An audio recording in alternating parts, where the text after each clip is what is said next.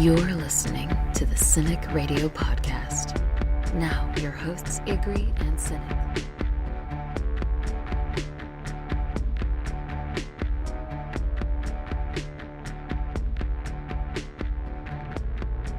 You're listening to episode 17 of the CINIKRADIO podcast.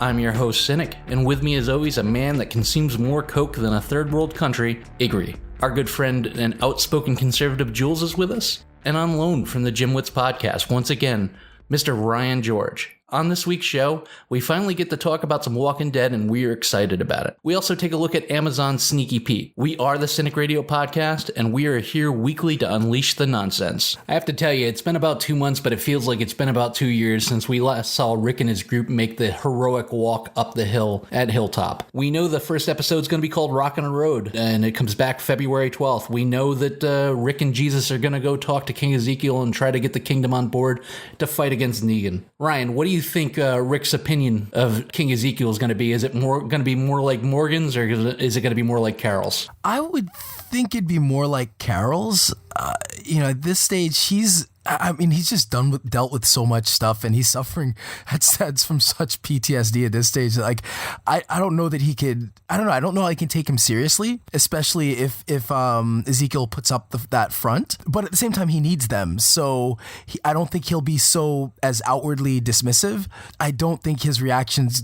I think internally, I don't think he's going to take him seriously. I just think that he needs him, so he's going to have to do what he has to do. I don't know. Does he talk to Carol first? Because, Carol's softening up to him. She's starting to see a possibility there. And I think that if he has Carol's okay, then I think then he'll accept him a lot easier than it took Carol to accept him. But if he doesn't talk to Carol first, I think, it feels like they've been through so much. And then to deal with this guy I hope he kind of drops the facade he has, but I don't think he will. But I think that will be the main indicator of how Rick receives him, as if he speaks to Carol or not first. Well, the thing here is I think he's going to have a strange reaction to it because King Ezekiel is larger than life in more ways than one. I mean, he's a strange character that speaks like he's in a Dungeons & Dragons role-playing group, and he's got a full-grown tiger. The full-grown tiger is going to bound to throw anybody off. I'm wondering at this point if the Saviors even know that he has a tiger, because I don't know if they know that this man is running around like he is. They might not be having the same kind of conversation with him that they're having if they knew he had a tiger. Well, if they did, wouldn't they demand half the tiger? I think it might be a little bit of a strange thing. He might initially have a what the hell is wrong with this guy thing like Carol did.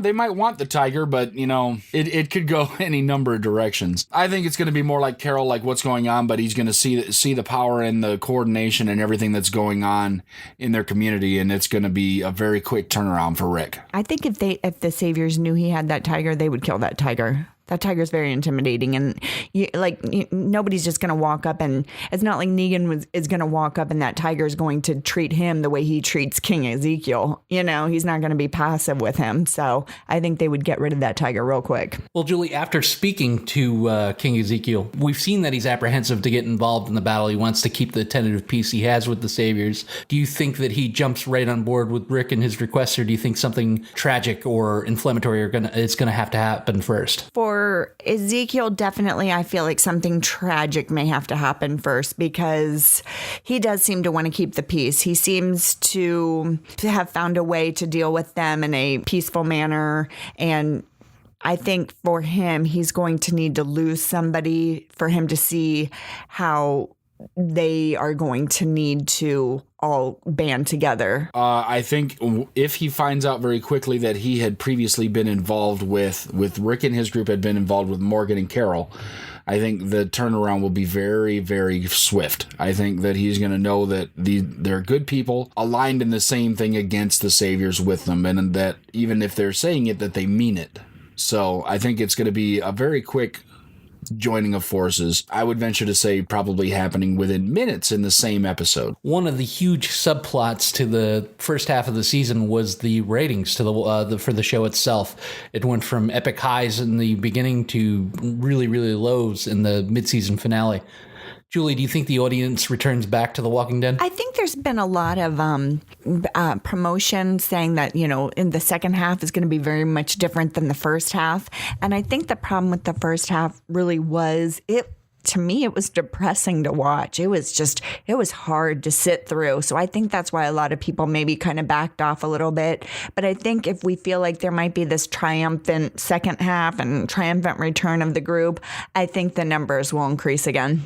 Yeah, it was almost apologetic the way they did it. They're like, oh, but it's going to be different. The whole thing's going to be, even Gimple's out there, stumping, saying, we understand it was like this, but it's going to be, like old Walking Dead coming back. I don't know if it's going to be old Walking Dead coming back. I think it's going to be even newer Walking Dead, because I think some of the conflict needs to remain to keep the show interesting. If they go away from it completely and they don't have any more hard times, then the good times aren't anywhere near worth celebrating. That being said, I think that the direction is going to turn where they're not so much held down and oppressed, as now they're fighting their oppression and seeing some success in that fight. So I think that's the direction the show is going to go, in my opinion. I hope that they don't overcorrect. I definitely agree. This season was frustrating, and it's weird because if you think about it, like Game of Thrones is a show where often like the bad guys constantly win, but you seem to get these little payoffs throughout that give you enough hope to be okay with like the bad guys winning often.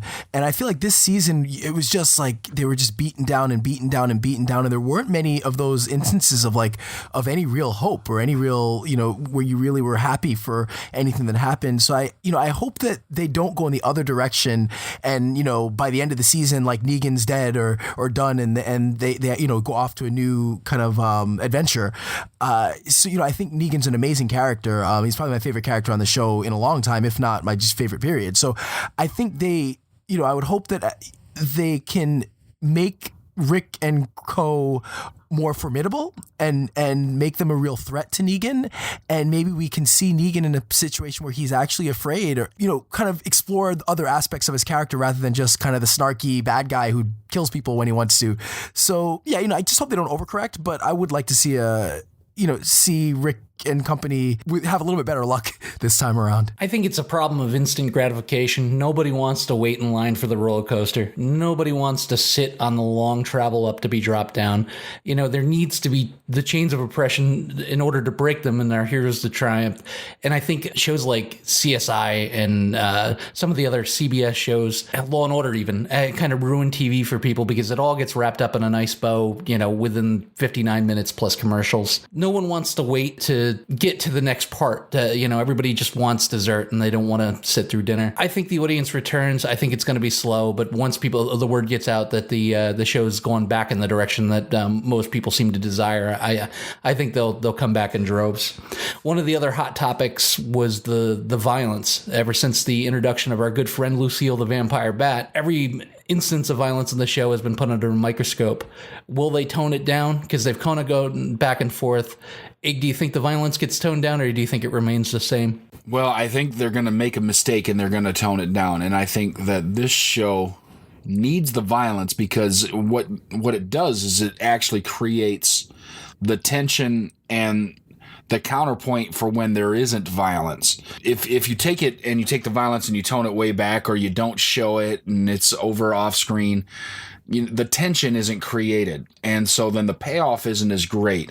And that's what I think a lot of our listeners and a lot of the people that have fallen away from this show are forgetting, that if you see that violence, I mean, when you saw Glenn's eye popping out of his head from getting smacked with Lucille, yeah, it was gross. Yes, it was excessive, but the payoffs in seeing everything else that happened after that was so much greater.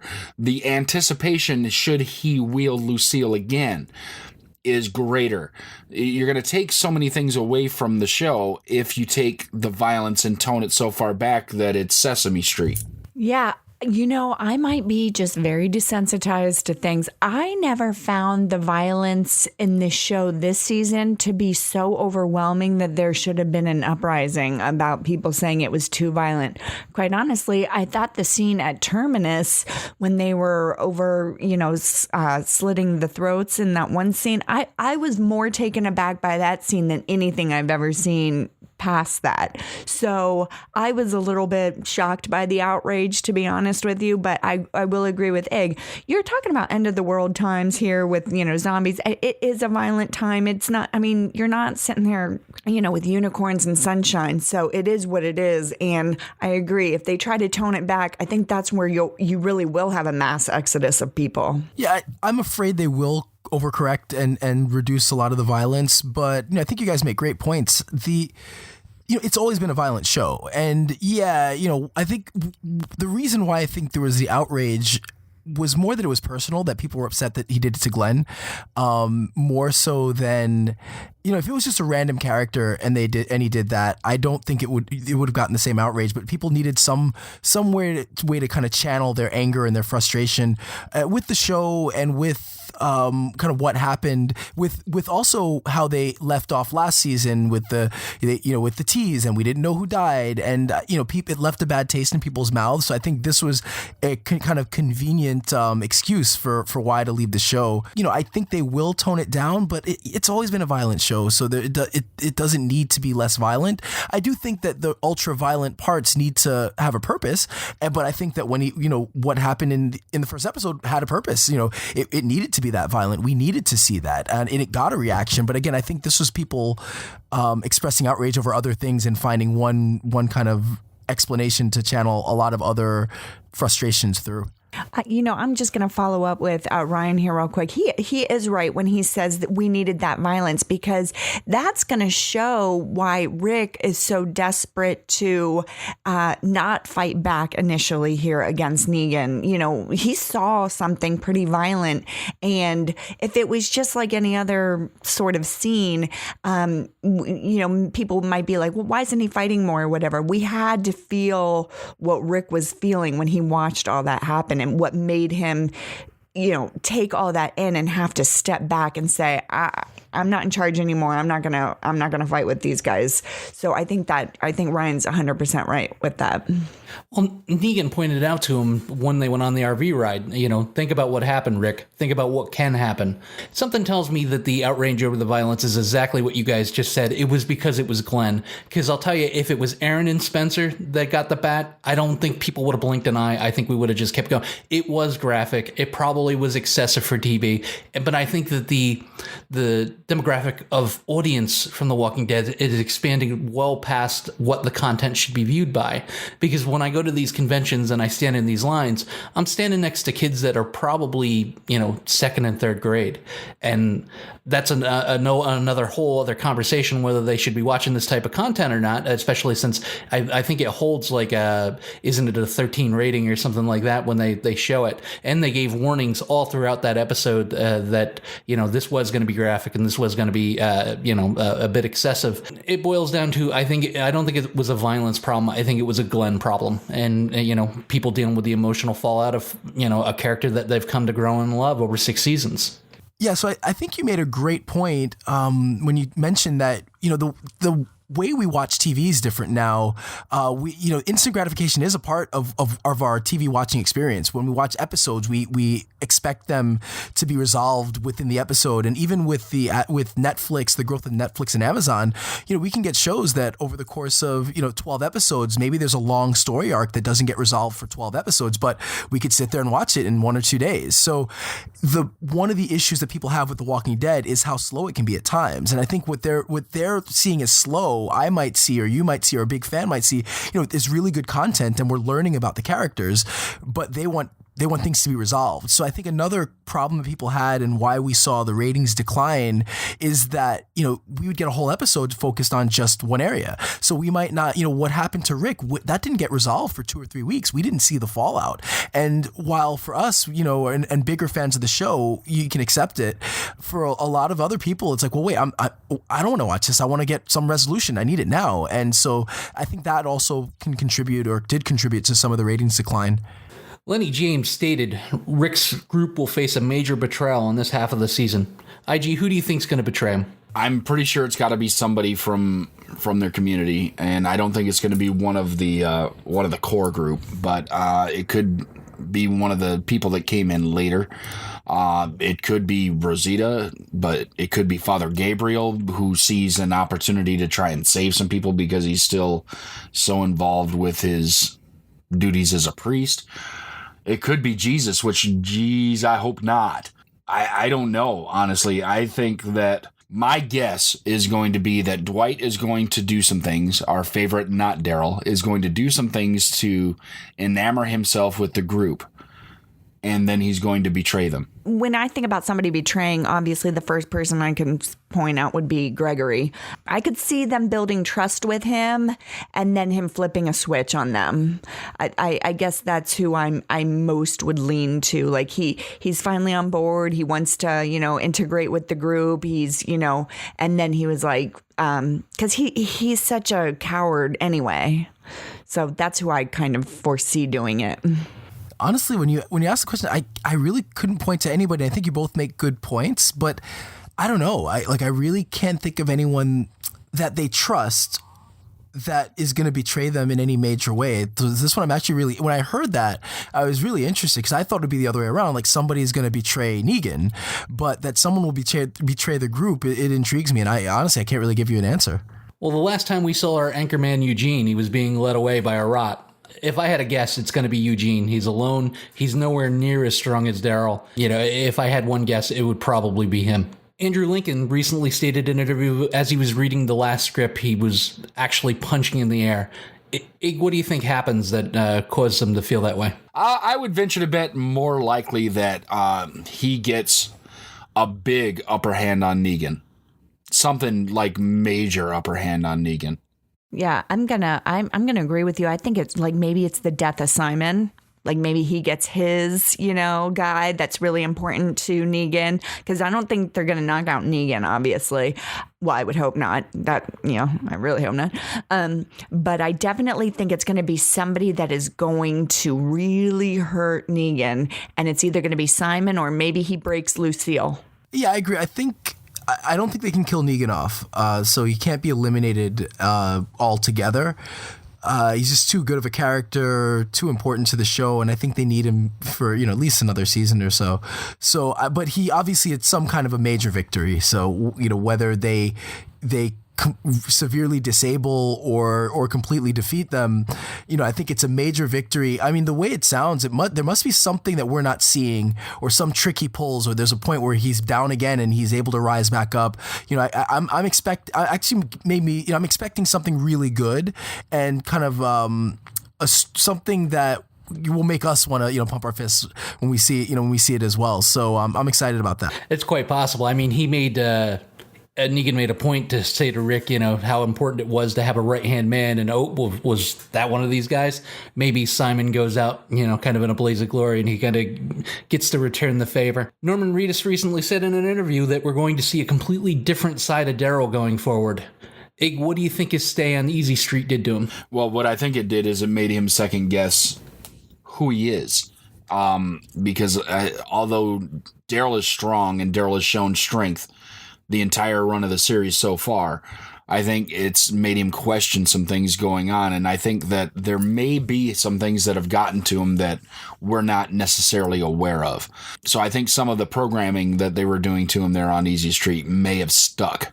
And we might see him at the moment when he can do something impactful, maybe not make the decision that he would have made before, not pull the trigger, not fire the crossbow, not do something that would have been very Daryl to do before, and people will wonder why he's not doing it. I mean, I could go devil's advocate on that because sometimes I feel like Daryl doesn't pull the trigger. He didn't pull the trigger on not Daryl when he really should have when he met Dwight.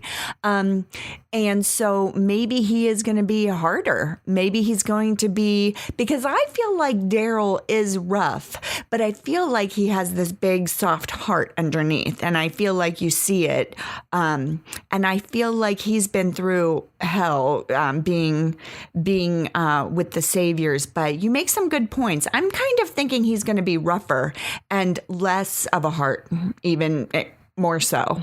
Kind of like the beaten dog mentality, where you beat the dog so much that for a while the dog seems very passive, and then all of a sudden the dog is just going to lash out at anything. Is he going to resent Rick for some reason? I mean, I don't know. I feel like he's got a lot going on, because I think he probably does, takes the fact that Glenn died to heart because of what he did. And so is it all going to come out in some sort of weird way? I think he's going to be rougher, quite honestly. Yeah, I think it's interesting because it could go either way.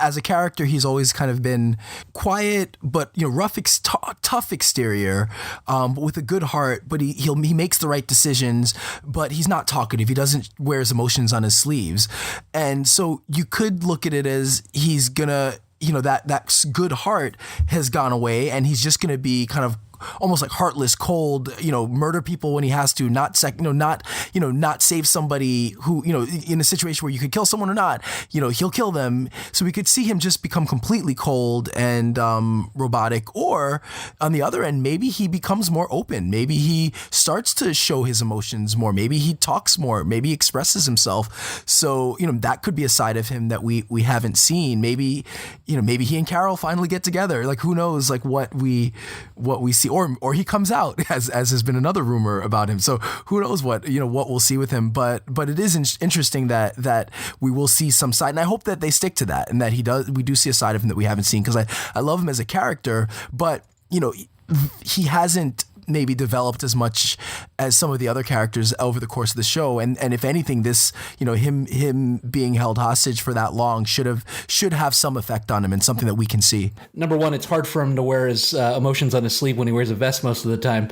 Number two, I think the hesitancy he's shown in the past with not Daryl to pull the trigger, I think is going to be gone, and I think he's going to be more reactionary. It's hard to judge a character like Daryl because he doesn't get a lot of dialogue.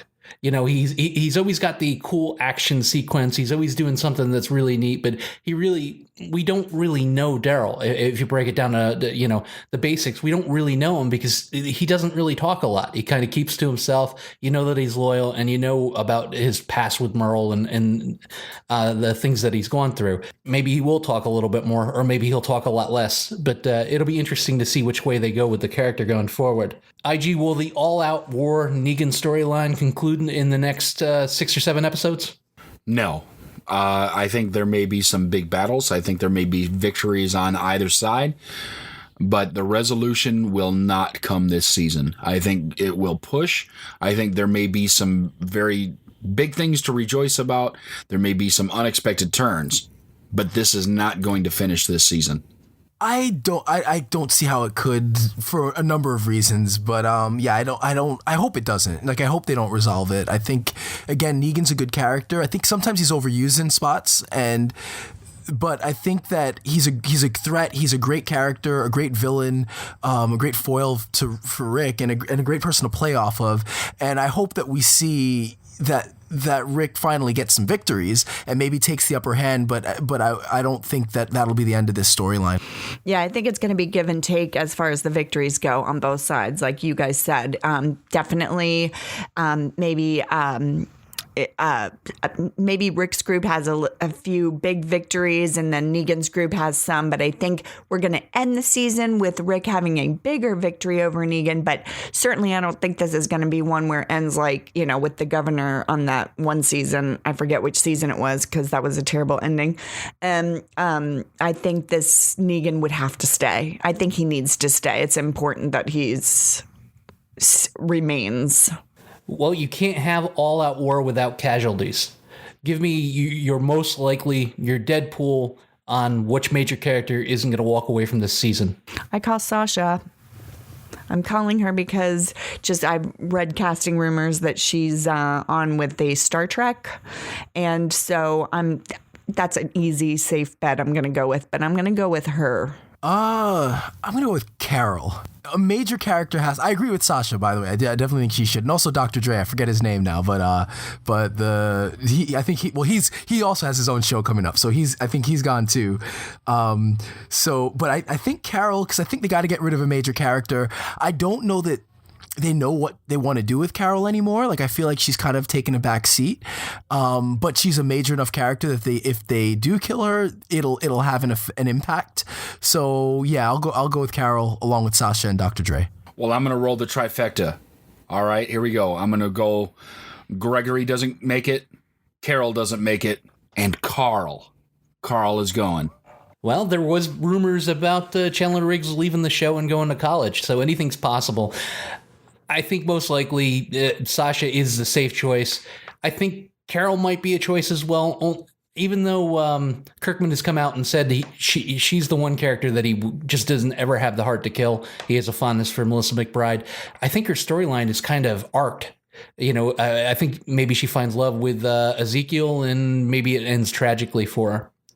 All right, so we're going to go into a bonus question, guys. Which character, if you could bring any of them back, which character would you bring back, and what impact would they have on the current events in the Walking Dead universe? I would bring back Herschel. He's always been a favorite of mine. I definitely find him to have the voice of reason. I know some people thought Dale was like that. I guess I didn't ever connect with Dale as much as I connected with Herschel. I think you needed him to balance out Rick sometimes. And I think he was just... I just loved everything about his character. I was really sad to see him die. So I would love to be able to see him come back. I want to bring Andrea back so we can kill her again.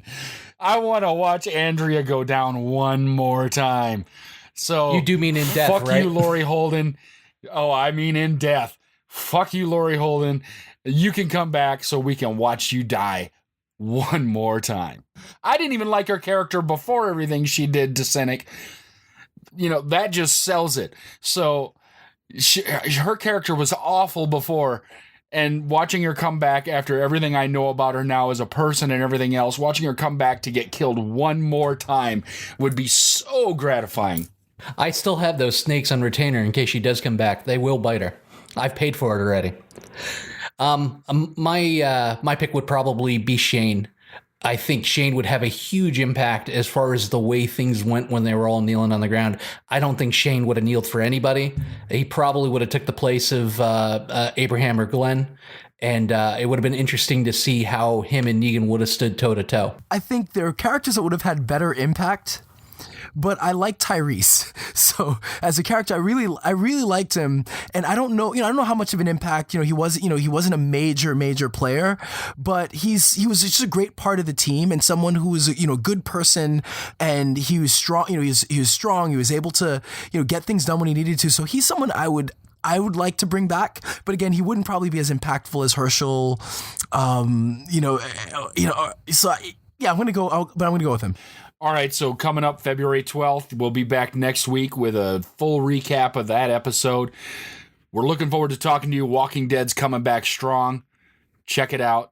We'll see you then. Coming up, What's Up in Sneaky Pete? Miss out on that latest viral video? Didn't see the most recent trailer for the next movie coming out? In the dark about what the biggest song in America is? We've got you covered. Every week we scour the internet and look for the latest and greatest. This is What's Up. What's up for me this week is the 2017 edition of the Bad Lip Reading for the NFL. This is on the YouTube channel for Bad Lip Reading.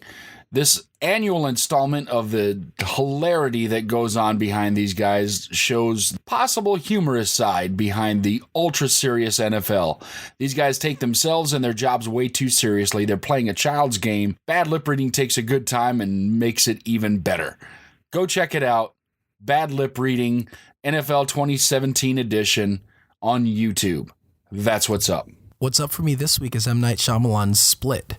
So like many, I really enjoyed his first couple of efforts. I really liked The Sixth Sense. I thought Unbreakable was great. I even kind of liked Signs, but things just kind of went downhill from there. And he's had a bit of a resurgence recently. I liked The Visit, and I think Split was a really, really good film. It was solid, a good story. The acting was really good. James McAvoy was awesome, playing the various different characters. He was really great in the movie. And also, I think, as usual, there's always got to be a twist. And if you haven't seen it yet, but you've heard anything, you've probably heard that it's got a shocking, amazing twist. And it's pretty good. It's very solid. And I think what he does really well is that he kind of subverts our expectations and then delivers a twist that is definitely kind of mind-blowing in some ways, and just completely catches you off guard. So I definitely would highly recommend it, especially if you are a fan of his earlier work. You'll definitely enjoy it, and you'll really, I think the twist is great. Solid movie. So Split is what's up for me. What's up for me this week? Well, it's the FX program Legion. It's an X-Men based show, which is great, and not set in the X-Men film timeline, which makes it even better.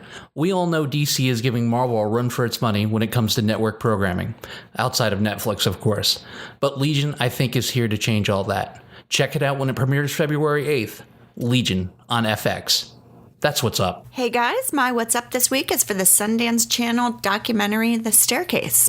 I'm a bit of a documentary junkie personally, and if you were a fan of that true crime hit last year, Making a Murderer, this documentary is right up your alley and will surely bring the binge-worthy excitement all over again. The Staircase is a 10-episode documentary that was done in 2004. However, there's actually an addendum 2-episode documentary called The Staircase 2 that was done in 2013 due to some updates in the case. So the story is about Michael Peterson, and he's a well-known author and respected in the community in Durham, North Carolina. And then on December 9, 2001, his wife, Kathleen Peterson, was found dead, covered in blood at the bottom of their staircase in their mansion, and he was the only one home with her. There are many twists and turns along the way that will have you wavering back and forth between his guilt and innocence, much like Making a Murderer.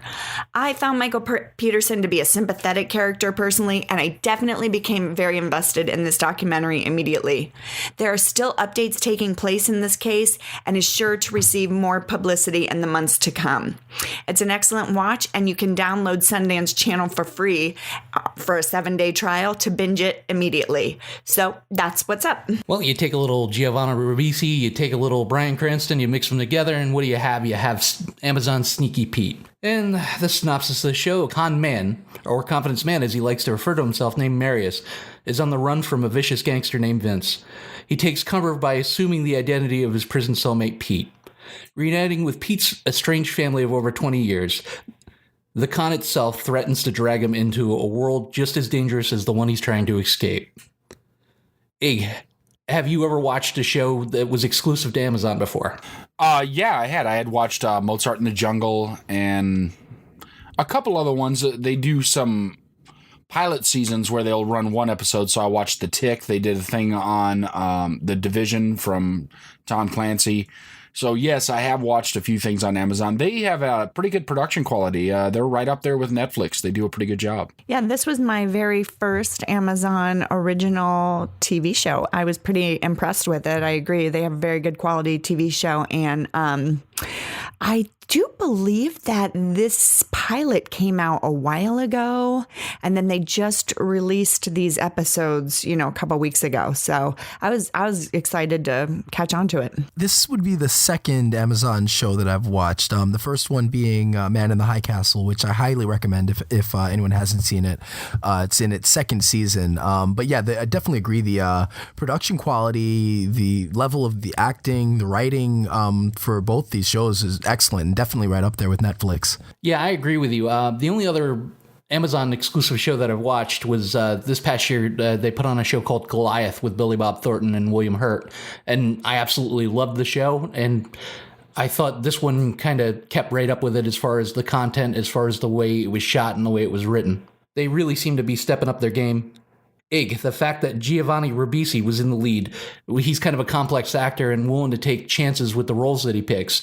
The fact that he was in the lead, did that sell you on the show instantly? I think it did. I've really liked a lot of the things that he's been in. He's quirky, and quirky kind of does it for me. I really liked his turn in the Ted movies because he was hilarious in those movies. But other things he's been in, I mean, he had a short run in Avatar. He was in My Name is Earl. He was so funny in that.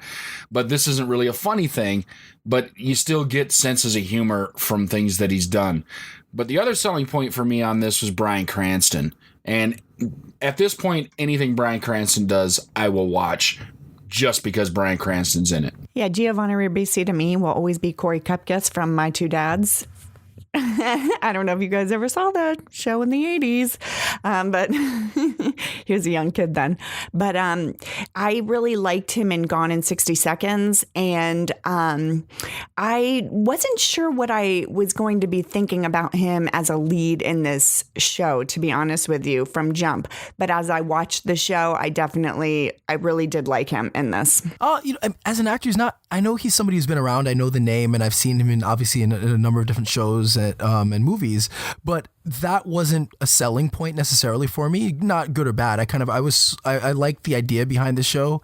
And as Ig said, I'll watch anything with Bryan Cranston in it. So I think that name was more of a selling point for me, but he's, he's phenomenal in this performance.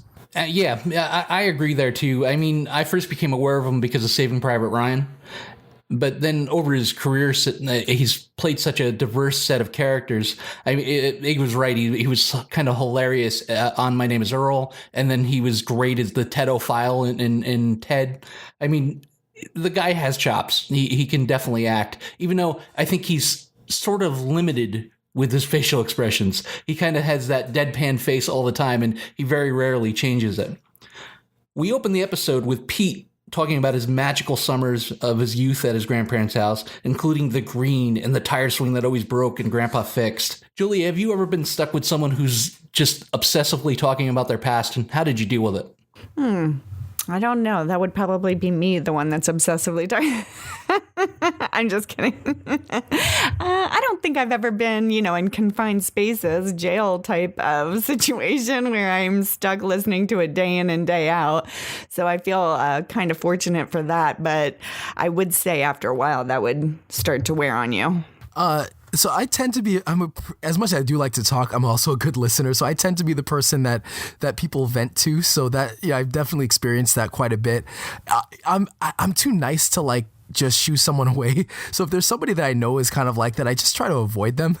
Except if you're in jail. Yeah, that's true. Yeah, that'd be tough. Yeah, I had this former coworker of mine who would repeat his stories so often that even some nights you might get the same story from him 3 times in the same shift. And it was hilarious. And I must have been just like Ryan, where I was just too nice to say, yeah, I got that. The last 6 times you told me. I've been around that, but the funny part we used to do is he wouldn't just tell me, he would tell everybody the same stories. So sometimes we used to tell his stories to each other away from him. It was kind of fun. Yeah, that seems to happen at my work too. We have this one guy, he's older, and he's got, just a boatload of great stories. Working with him over the years, I've heard them all. I could tell him verbatim as much as he can now. And one day we were sitting in the break room and he begins to tell this story. And I was like, well, I haven't heard this one. Wait, I have heard this one before. He was telling my story. He was telling something that happened to me as if he was there and it happened to him. And I'm like, it just makes you wonder, this whole time, has he been, is he like the J. Peterman? Is he telling other people's stories? Like that episode of Seinfeld when, he bought all Kramer's. So actually, no, that you mentioned, there's I guess I don't have a great. Well, there's a girl. I'm a personal trainer. At one of my many jobs, and so there's this one trainer at a gym that I'm at, and she constantly as a trainer, part of your job, you're kind of a pseudo therapist. So you listen to your clients, they tell you their problems. Sometimes there's more of a back and forth dialogue. Others just want to talk. But there's this one trainer who does not let her clients get a word in at all. She just yaps, and she'll go at one session into the next where she just starts from scratch and goes through the same story of her life or her week or her day. And then when that ends, she goes to the next person. The next client gets the whole thing. And if I'm anywhere near her, I'll hear sometimes the same story or same sequence of stories over and over because she just does not let her clients get a word in, and she almost knows where she wants to go. She goes from one story to the next, and client be damned, she's gonna get to whatever story she wants to get to. So she basically has like a Script? story playlist. You would think so. Because there was one day I hope she doesn't listen to this podcast. There was one day. So my one of the gym I work at, they do a really nice thing. Like every 5 years, 10 years, 15 years, they take us to a really nice dinner and they give us some prizes and stuff. So it was my 5 year. And this other trainer and I were sitting down, and I don't know a lot. We have a huge staff at the gym, but I don't know a lot of people. So we're sitting down and we're like, talking. It's like, all right, good, we know each other. And then she walks in, and we both look at each other like, oh shit, please don't come anywhere near. And sure enough, she sits right next to us, and she just went. And when she finally got up after like an hour and a half to go to the bathroom, we both looked at each other, just exhausted, like what the hell was this? So yeah, it's just constant. This is the true meaning of a series of unfortunate events. So, whatever they're doing over on Netflix, they need to come and just film your life because, oh my God. Yeah. Well, her life more like it, not yours. Yeah, exactly. We find out that Marius and Pete have bunked together for over 3 years. They get into an argument and kind of a little bit of a scuffle, and Pete tells him, you were just upset because my life was better than yours. Marius informs him, well, I get out in 2 days, you get out in 2 years. So at this very moment, my life is better than yours. Was the fact that Pete wouldn't stop yapping about his past that irked Marius so much? Or do you think did you get the sense that he was jealous of him? I got the sense that it was a little bit of A, a little bit of B, but more that he was jealous. Because, you could see in flashbacks in the episode of how he was brought up. I mean, it was very dim and dark and kind of just a junk childhood. And to hear these stories about, tree houses and apple trees and loving grandparents and family time, and he got to sit in front of a TV while his mom was smoking cigarettes, feeding him TV dinners, getting ready for her next date, doing whatever she's going to do. So was he jealous of him, or did he have a pretty awesome upbringing? Yeah, that was awesome, right? How about you, Ryan? Did you get the sense that Marius was jealous of Pete? Yeah, I got the sense that, definitely got the sense he was jealous. And you can see throughout, as Ig said, throughout the show, that his childhood obviously was not he didn't have as loving or as fond memories of his childhood. And I also guess that maybe, as you're getting to his last couple days, while I would assume anyone in jail, as you're approaching your last few days, it's exciting to get out. Maybe in some ways that was also a little scary for him, that he's going to go back to the real world and then having to kind of interact with the real world might make him, bring back feelings of sadness or some depression or whatever feelings he might have had from his childhood. And so, hearing those stories constantly, maybe at this point, the jealousy overcame whatever part of him maybe was happy to hear it or, was willing to at least humor Pete. Yeah, I mean, obviously Pete had some sort of idyllic childhood, but then you kind of, he's sitting here bragging about this childhood and how great his relationship was with his grandparents and everything, but then why is he in jail? Why is he robbing a bank or whatever? I forget what he robbed. No, he robbed a gun range. Right. So then you're going, at gunpoint. How idyllic was your childhood that you ended up doing this if everything was so perfect? But, I do think he was jealous on some level because, like Egg said, he comes back later and we see a few snippets of how his life was growing up. But certainly after years of hearing it, too, it can just be nauseating and shut up. I'm done with hearing you. So it appears that Marius is into over $100,000 to some very dangerous people. We see Marius con the bus driver to get off a stop early out of fear that there might be somebody waiting for him, and sure enough, there was. He told a great story about how his dad didn't know he was in jail, and he wouldn't not come meet him. So if he gets off the jail bus, it's gonna give him another heart attack. Ryan, at that point, what did you think of Marius's skills as a con man? I thought he had excellent skills. It's obviously one of those things where he has to think off the top of his head, and it was a pretty clever and creative excuse for getting off early. So you could definitely see early on that, okay, he's skilled. He knows how to deal with people, and he's quick-witted enough to come up with something that, and also the fact that he saw the picture, and I think found a way to connect with the driver. It wasn't that he just made up a random story, but that he was able to, observe. It was like a Sherlock Holmesian type of thing where, he kind of observed something that gave him some insight into the bus driver's own life or psyche, and then came up with a story that would best appeal to the driver. Yeah, he used the father-son bond from the picture on, I think it was on the sun visor or something. What do you think, Ig? Yeah, I that's the thing that impressed me, is that his observation skills are what gets him by as a confidence man. He can very quickly pick the thing that is going to help him achieve his goal. And like you said, seeing the picture, he realized that, the man was a very proud father, and maybe thought of his kid or his dad or whatever situation that could come up where somebody maybe would be not so proud, to turn that into, hey, look, this is happening to me. What if it happened to you? Let me off early and everything will be fine. It showed up again in the bar scene where he was able to kind of get a guy based on, oh, you like hockey. Canada's big on hockey. I'm going to sound Canadian. You're going to feel like helping me.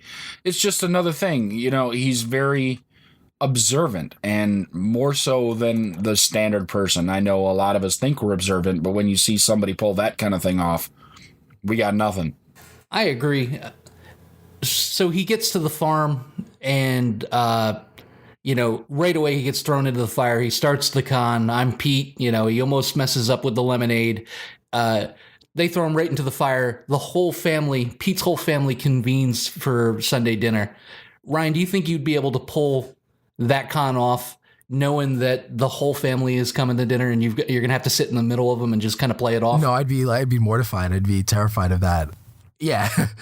Maybe if I knew that it was just a one-day thing, but I wouldn't be able to try to keep that up. It's like part of the problem with lying is the lying is one thing, but keeping up the lie can be challenging, and you have to kind of live that lie, and every moment of your life you have to be aware of it, otherwise you slip up. So I think maybe I could do it for a couple hours, but not like he did. Not a chance. I mean, and the thing is he's having to improvise in things that are remembered from his 3-year conversation with actual Pete, to try and just make it through things. And I mean, yeah, there's a lot of things that you can go, well, I forgot because it's been 20 years. And yeah, there's a little bit of wiggle room for him, but to have to try and keep everything straight, that's got to be just infuriatingly difficult. Especially since he probably wasn't listening most of the time willingly. He was being forced to listen, so he probably was blocking a lot of it out. But over 3 years, I'm sure that the stories probably began to recycle. Nobody's had that great of a childhood that they had 3 years worth of stories that they can just pull out of their pocket and keep it fresh. How about you, Jules? Do you think you'd be able to keep up the con? I was going to point out what I thought was interesting when they were on the porch, and he'd only heard about this property. He had never actually been to the property or saw pictures of the property, but he was like, didn't there used to be an apple tree over there? On all of that property, how would he have known where that apple tree was exactly located? I thought that was kind of an interesting little tidbit. But no, I do not think I could pull off that con. I think I would be sweating from the second I walked in the door, because at any moment they can ask it, and you're not dealing with one person. You're dealing with like 5 people. Any one of them can be asking you questions that you're like, I don't know. So that would be definitely a hard con to pull off, like we were saying, for a few hours even, let alone for any period of time. It would be a rough spot, but it's not Marius's first day on the job. So outside of Vince and not Pete, Marius, the supporting cast is mostly unknown. Bit parts here or there. Especially Pete's family. They're all role players and other things. Ig, what did you think of the casting for the show? I think the fact that they were role players out of other places and that they weren't big names with known personalities and things like that, I think that worked. It's surprising that they could put together a group of who the heck are these people and still be so intriguing. And I mean, it pulled me in because they fit their roles. I mean, they seemed like cousins and aunts and everything. It worked really well. They all did a great job. and I didn't know who most of them were, so it was wonderful. Yeah, I thought the casting was great. And Julia, the woman who played Julia, every time she was on screen, I thought she was Joan Cusack, blonde Joan Cusack. Did you guys feel that way at all? I think it's in the eyes. Something. Her eyes are, I think it's in the eye. I think somebody might have brought that up to me at work too, that they looked very similar and thought they might have been related. Yeah, she definitely, I liked her a lot. She's definitely, and through that whole series, one of my favorite characters, and the grandmother too. I think, for not knowing who any of these people are, generally other than Bryan Cranston and Giovanni Ribisi, great cast. I love the fact that you keep pointing out that you can say that name and I can't get it out of my mouth. Hey, Ryan, what did you think of the casting? I thought the casting was strong. I think all the performances are believable. I'm only one episode in, so can't say a lot. I don't. Yeah, there's a lot of unknown actors or people that are here and there. I did recognize the guy from The Wire, who was the guy they were chasing. So that was cool. But yeah, I think everybody did a great job, and there was nothing that stood out in a negative way to me. So it was definitely strong casting. The grandfather was also from The Wire. He played the judge that got McNulty in trouble. You're right. I was like where did I remember him from? You're right. That's it. Always looking for the Wire alum. I always love when they show up. Pete's first big flub was when he heard that they were into bonds, he figured it was the family was rich and were into mutual bonds and it had something to do with finance, only to find out that they're bail bondsmen. Do you think that Pete would have chose this for his con or his getaway if he would have known that the family was poor and basically bonded people out of jail? Well, the trick there is he needed somewhere to go hide, even if for a little while. So maybe, because I don't know other choices that he may have had. Because nothing else seemed apparent in the show, so nothing else looked like, I'm just going to go and milk cows in Wisconsin, so. How about you, Jules? Do you think Pete would have chose that route if he would have understood the whole ramifications of where he was headed? I'm a little bit with Ig on this. I don't think he had a whole lot of choices. He kind of got thrown this at the very last minute, right before he was about to be released. And so you're kind of going, okay, I can't go home. People are trying to kill me. What am I going to do? So he might have still gone there. I could see that because, it's not like he's got a bunch of money lying around. And I think that his choices were definitely limited. Yeah, I agree. Don't have much else to add to that. I think he had a place, he needed to get away. So I think that was priority one is be safe. And then priority two would be commit whatever con he's going to. So I think at a minimum that would buy him some time to figure out his next con. But I think that was just an easy place for him to go that was out of the way and, keep him away from getting caught. Based on his conversation with his brother, I don't know if he would have chose that particular spot or not. I mean, there seemed to be a good sense of disappointment when he found out that the family was struggling, that the family business wasn't doing great. He did eye up the safe right away, but, he has no idea what's in it. We see Mary's brother with Vince's goons from the bus station. Based on the phone conversation, Julie, do you think that Mary's can trust his brother? Yeah, that was my first thought. The first time I watched this, I didn't catch immediately that it was his brother. I must have missed when he said brother or something in the first time they talked. I thought this was just a friend of his. I completely thought the guy was setting him up and had maybe not been paying the money he was supposed to when he said that they still owed all the money that was the original amount they owed. So I thought he definitely was setting him up. And, subsequent viewing, seeing that it was his brother, I'd still kind of question, he's been away for a while. Don't know, if he's showing up with these guys, I definitely would feel disappointed in my sibling, wondering if they're really on my side or not. Maybe that's one of the benefits of being an only child is not having a brother or sister to screw with you. So maybe I lucked out further than I think I did, but man, that would be rough to have somebody just throw you under the bus like that. So yeah, I don't think he can be trusted at all. And I hope that, I'm not far into the series either. I hope that the brother doesn't go, yeah, he's over here where there used to be an apple tree and you can pick him up. I agree. I think you're dealing with sketchy people. Obviously you would hope that a bond between siblings is stronger than anything, but at the end of the day, they're dealing with some bad guys. And so I figured he must have been forced into it. I don't think he was willingly trying to get him. And he obviously cared enough to tell him to stay away. But whatever, obviously Bryan Cranston is a scary guy. So he was able to, however he needed to, persuade him to help find Marius. So yeah, I think, unfortunately they can't really trust each other. Well, Bryan Cranston is the one who knocks. That's true. Yes. How differently do we perceive that guy now that Breaking Bad is over? Like, he's not waiting in line for nothing. You know what I mean? Like, oh no, let Walter White go to the front and get bagels. We're not going to make that guy wait. All he's got to do is take off his glasses and kind of rub between his the bridge of his nose. It's like, you go ahead. You get ahead of me in the deli line. Yeah. Give that man some cream cheese on me. Still can't get past that he was the dad in Malcolm in the Middle. Like, I didn't know for the first season. It didn't occur to me for the first season or so of Breaking Bad that it was the same person. But well, he was such a goof amazing on that show. He was hilarious on Malcolm in the Middle. Yeah, and it's such a hats off to Vince Gilligan and the people at Breaking Bad for taking that chance. I mean, how different would that show have been if they would have went with, like, say, Matthew Broderick, which was kind of rumored. After Pete sees that he's out of options, he goes back and accepts the job offer from Pete's family to kind of stay a while and work with them and try to get the business back online. Julia and Pete go out on their first case, and they go talk to the mom of Max Perone, and they really don't go anywhere. But in the process, there's a really great lie. He says, Pete says to Julia, when a liar gets caught in a lie, they don't just come clean. They build a bigger lie. I thought that was a great piece of writing. Ig, in your opinion, Pete being a criminal himself, does it take a thief or a criminal to catch a thief?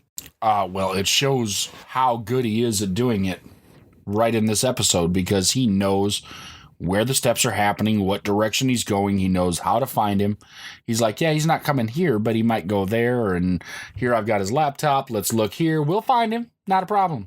Yeah, I mean, in that sort of job, trying to track people down that are running because they don't want to go to trial or whatever, I think you definitely need to be able to be in the mindset. It's hard to be, because you saw how Julia, she was trying to take it a different route, but she was getting conned by the mom. So, I mean, she clearly doesn't have the wherewithal to deal with that type of mentality. You definitely need a thief to catch a thief, for sure. Well, yeah, he's definitely perfect for the job. But I guess that, it's a great quote. And I think it maybe doesn't take a thief to catch a thief, but it takes somebody with the ability, or like with that natural kind of inclination, kind of going back to, again, like the Sherlock Holmes analogy. Imagine, Sherlock Holmes, if as a bad guy, would have been, a great villain or great criminal or great thief or launderer or whatever, because he possessed kind of innate qualities, but he used it kind of for good instead of using it for bad. So I think maybe while it doesn't always take a thief to catch a thief, it certainly helps having one, because he thinks like one, he knows how to catch them. But at the same time, I think you do need to have like that natural ability almost to be a thief if you wanted to. After Abe/Max Perone does the end around by buying tickets and sending them to the airport, and they find out that they're going to a charity event, which they don't have tickets for. They know very little about. And Pete's con shows a lot of skill and diversity in the fact that not only does he get names, but him and Julia also con their way in without tickets. That took skill. It took planning, especially everything they did with Max Perone's mom, getting her away from him. My admiration for Pete's skill set kind of grew as the episode went on. Ryan, have you ever had to sneak into an event, or have you ever snuck in any place like Pete and Julia did? I've snuck into many, many movies when I was back in the day, and the con level is probably a little bit lower to get into the other movies. Oh, you don't know what it took to get into those movies. Fatal Attraction. I mean, yeah, I think that's about. I mean, I might have tried to sneak my way into some parties, in college years, but nothing of that level. I did once get a clipboard and an orange vest and get into a outdoor concert. Well, that's sneaky. Went to like a security thing, walked up with my orange vest and my clipboard and just kind of looked like I belonged and walked in. What don't we A know lot of people about won't you? stop Ig? you. If you have a clipboard and an orange vest, you look like you're supposed to be there, and you just walk in. Yeah, interesting. Act like you're supposed to be there, right? That's it. Push your way it's through. kind And of if you'd have stopped me, I'd have been, I don't know, and turned around and left. Or I'd have come up with like, well, Bob says I'm supposed to go over there and look at the water. So if you're caught in a lie, you're just going to make a bigger lie. Yeah, but, the worst thing they're going to do is tell me to go home. Yeah. So, whatever. Yeah, the worst they can do is object, throw you out of the place, right?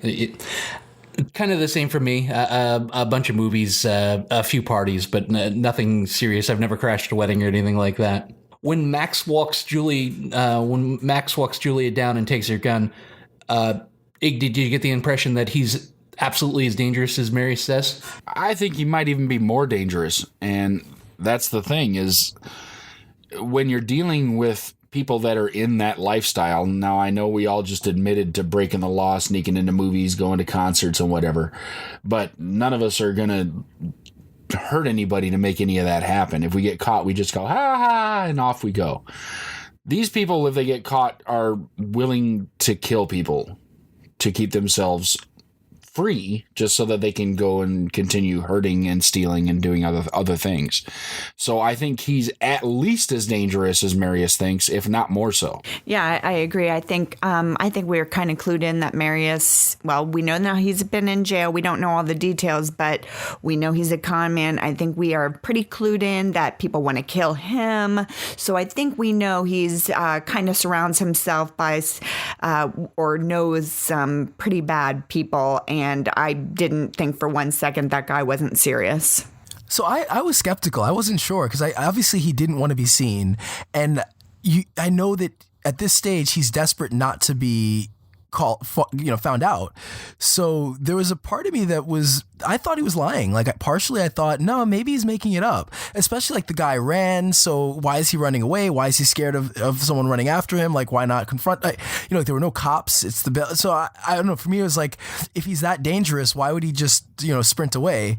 And Marius is desperate not to be found out. So I actually didn't think. I saw that he sprinted away in the public arena because that's where you're more likely to get caught. When they were in a place where he's not as likely to get caught, he walked her down, gun on him and everything, walked her down. That's where the difference I think lied, because where there's thousands of witnesses, it's easier to just try and run and protect yourself that way. But when there are no witnesses, basically putting a gun to another person and being ready to pull the trigger it shows the true danger.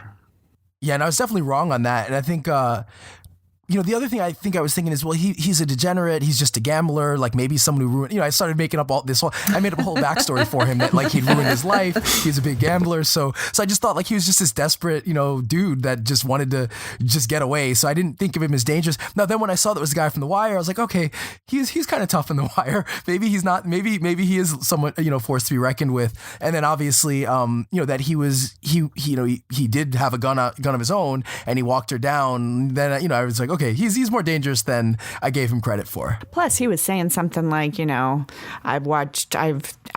watched somebody's head get blown off and their tongue come out of their, So, he obviously wasn't messing around.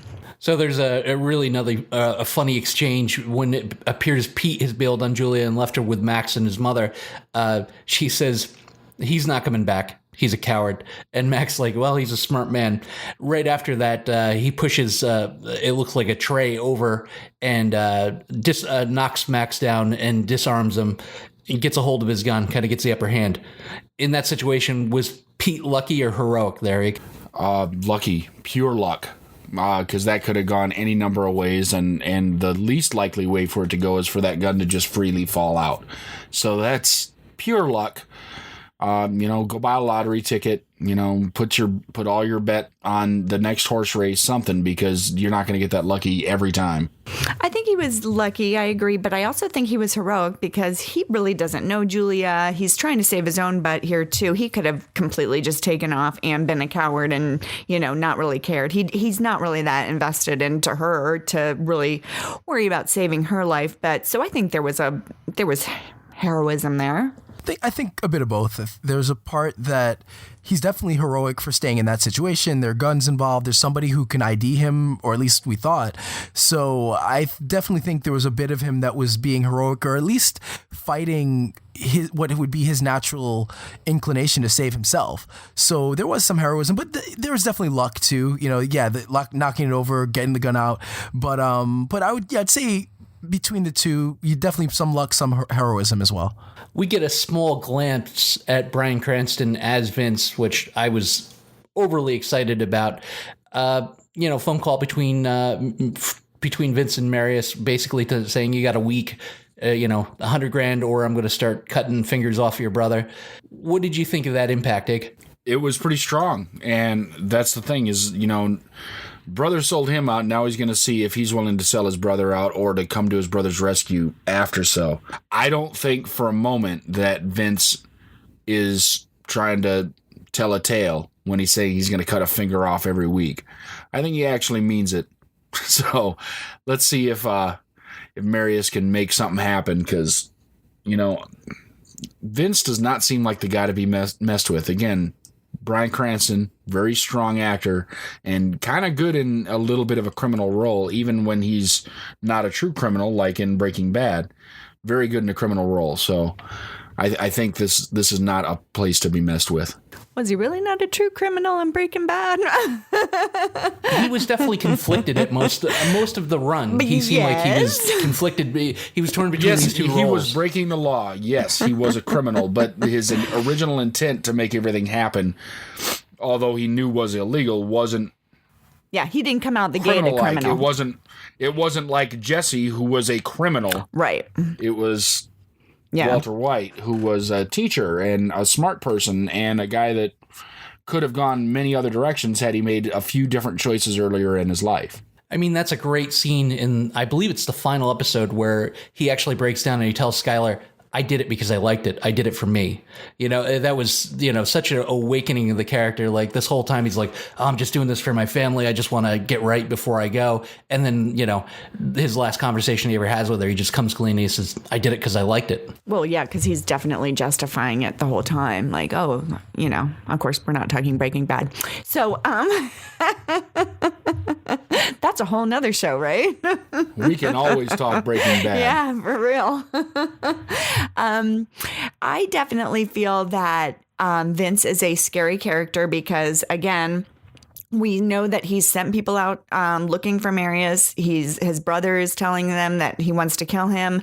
And I think he is definitely not one to be messed around with. He obviously owes Vince a lot of money. Vince is not happy about this. And I think it would be wise for Marius to take him seriously. I agree. I think it was great to leave him for the end of the pilot episode, and he's just a great actor. So, and he's got so much kind of charisma and screen presence that, even though I know, he's Walter White and he's the dad from Malcolm in the Middle, like, I still take him really seriously, and he's scary. And the fact that the way that they react when talking about him before he was on, you just can tell that he's scary, and he'll, I think he will do what he says he's going to do. I don't doubt it at all. So I think, as the series progresses, he's a force to be reckoned with. According to the interwebs, CBS actually had first shot at the show and they passed on it. And then after that, they added Bryan Cranston as the main villain for the season, which kind of makes sense because CBS kind of has that formulaic, we're going to solve everything in an hour type thing. And Sneaky Pete is much more of a slow burn, which sometimes doesn't translate well on network TV. People kind of get tired of waiting for the conclusion. Great scene in the barn where Pete's kind of out on the phone, and then his grandmother comes in to get eggs, and she begins talking about a fox coming in and taking what doesn't belong to him, and coming into this house and trying to pull the, Did you think that was a warning to Pete, or do you think she was just talking about a fox egg? I think that that's one of those things where somehow someone always knows. And I think that she has an idea this might not really be Pete. Like, I think maybe she caught the lemonade slip. I think maybe that was a thing to test if it was really Pete. But I think that, right now the family's in such a dire situation that maybe she sees a way to con Pete. I think she might know. Well, I think the grandmother is definitely a mother hen, and I think she's looking out for her flock around her. And I think she, at this point, I don't believe she knows anything. I think it's just coincidental. But I think when you're guilty of something and you're hearing that, and you're, obviously for Pete, he's going, is she on to me or whatever? But at this point, I don't believe she's on to him. I think it's a coincidence.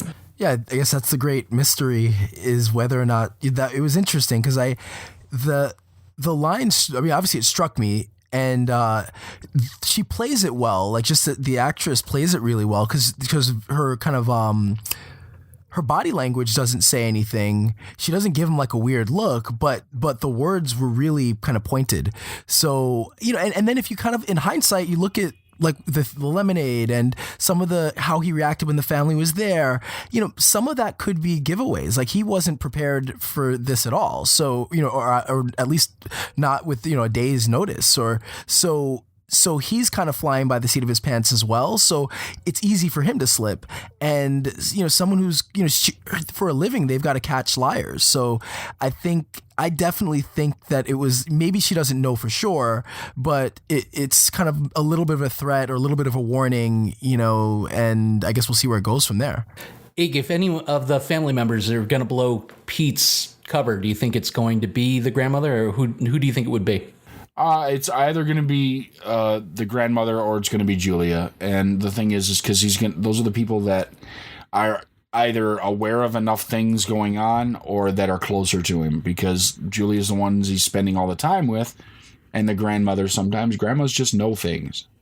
Nobody knows why they know things, but they know things. I would venture to bet Julia, though, that he's going to slip somewhere, and it could be a very simple formulaic thing for a TV show where somehow he develops some kind of feeling for her and he tells her. But that could be the thing that slips him up eventually. Well, I wouldn't exactly count out Carly, the younger girl. I think that she has a little bit of insight into him. He's seeing her for who she is, and I wouldn't exactly count her out of the game yet. So I definitely think either maybe she might find out on him or the grandmother might. My bets are on those two. Yeah, I'd agree. I think that definitely Carly, she smarter than maybe she'd get credit for, and seems to be aware of just anything that's going on, not necessarily with what's going on with Marius or Pete.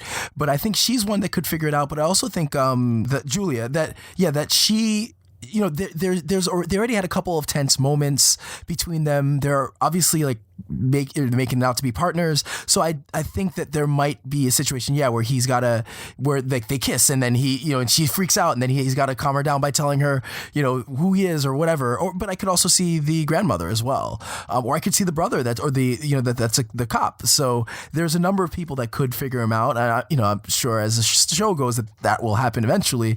So that's kind of one of the other interesting parts of it, is who is it that figures it out, and then also not only that, but what's the reaction? Do they tell everybody? Do they have a reason to not tell everybody? Do they threaten him? How do they react to finding out that he's not who he says he is? Yeah, it should be interesting. Pete, the lovable con man, does he ingrain himself deep enough to the family that when he does reveal it, they're like, some Pete is better than no Pete? Who knows? Your impressions of Sneaky Pete? Are you in for a full season? Would you recommend it to your friends, and what would you rate it? Definitely would rate this a 9.5. I really like this. I really like the show. I think it's a fun thing to watch. I think it's definitely a binge-worthy type of show. And I do agree with what you guys were saying earlier. Sometimes on like CBS or stations like that, shows like this don't necessarily work. But when you have Netflix or Amazon where you can binge shows like this, it does work. And definitely, it's a great watch. Oh yeah, no, I would definitely recommend it to friends. I really enjoyed the first episode. I enjoyed the first. I was sold in the first few minutes of the show because there's a moment where he tells his brother when he's on the phone with his brother, he says, as soon as I get out of here, I forget how he worded it, but something like I'm going to murder a burger at Donovan's or murder a cheeseburger at Donovan's. And the thing is that he's referring to this place right around the corner from me. There's Donovan's Pub, which has the best burgers, like probably the best burger I've ever had, or one or two best burgers. And part of why it connected to me, not only that he referred to a real place that does have amazing burgers, but when I've competed in Muay Thai a couple times, and so part of competing is you got to cut weight, so you have to lose a lot of weight, which means eating chicken, rice, and vegetables all day for 3 months. Like that's it. I can't eat anything bad, and it's you're in your own like personal prison while you're cutting weight. So when he mentioned that, it reminded me that for my first fight, it was my first time cutting weight, and one of the things that kept me going was after the fight, I'm going to Donovan's and I'm getting a burger at Donovan's, and that was what my best friend and we just kept talking about that. And he'd even send me text messages of pictures from burgers from Donovan's just to mess with me while I was preparing for this fight. But sure enough, like after the fight, we went to Donovan's and I murdered a burger at Donovan's. So it really related to me just right off the bat. But beyond that, I just really enjoyed the show, so I would definitely recommend it. All right, so Sneaky Pete on Amazon. I'm going to go ahead and I'm going to give it an 8 too. So we're going to call it an 8.7 on the Cynic Radio podcast. I'm just going to make up numbers because that's what we do here on the Cynic Radio podcast. It's a good time. It's always a good time. So it is on Amazon Prime. You can go check it out right now. It's a great show. Coming up after this, we got Really. Stick around. So now, ladies and gentlemen, boys and girls, children of all ages, it's time for Really. I'd explain it. Just listen. You'll get it. My really for this week goes out to PETA, the People for Ethical Treatment of Animals, who decided to make the board game Warhammer the victim of their ire. They argued that the plastic figurines used in Warhammer that wear fur send an unacceptable message that wearing fur is okay.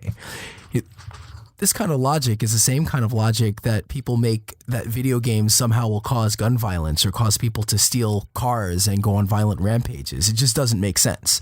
And while we're used to PETA doing outrageous things, it's always frustrating because as a person who is a big animal rights person and someone who gives money to animal rights groups and really cares for animals, it's frustrating that this type of attitude is what animal rights becomes, that people think of it as people asking for crazy things, like for modeling companies to stop putting fur on their models of a world that exists 40,000 years in the future. It just doesn't make any sense.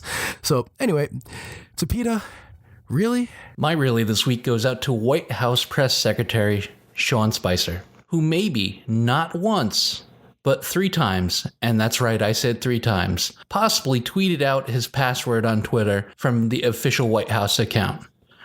So whether you lean right or whether you lean left, one thing we can all agree on, stupidity like this is bipartisan. Sean Spicer, really? Really for me this week goes out to Apple. Apple and their new Apple AirPods that were originally announced in September of 2016, supposed to come out in October of 2016, finally released in December of 2016, and you still can't buy a pair. Come on, guys. You're notorious for actually getting product out to customers, and now every place I look says that they're going to be available in mid to late March. All I want to do is buy some AirPods and play with them. Can't you help us out? Apple. Really? My really this week is for Kellyanne Conway because, well, Kellyanne Conway, really? And that's going to do it for episode 17 of the Cynic Radio podcast. I'm Igor. With me has been my co-host Cynic, who has the market cornered on peanut butter cups. Also joining us this week has been Jules, and from the Jim Witz Radio podcast, Ryan George. We had a good time talking to you about Sneaky Pete and The Walking Dead. Next week, we're going to have a special episode of What is Love. In the meantime, send us your comments, questions, concerns, and any emails you might have from a Nigerian prince to cynicradio@gmail.com. Find us at cynicradio.com. Find us on Facebook at facebook.com/cynicradio, and look for us on Twitter at Cynic Radio. And until next time, don't get captured. Follow the podcast on Twitter, Facebook, and at CINIKRADIO.com. Available for download on iTunes.